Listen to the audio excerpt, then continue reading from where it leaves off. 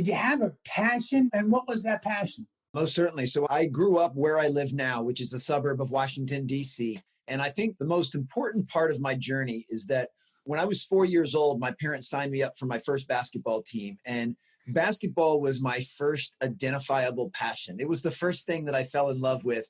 And I'm very thankful that here 40 years later, basketball is still a major pillar in my life. And the reason I share that is I'm grateful that I've been able to make a life and make a living around something that I love, something I'm passionate about, and something I've always had an affinity for. So even though what I do currently is more corporate keynote speaking and writing, it's all done through the lens of someone that has spent his entire career around the game of basketball.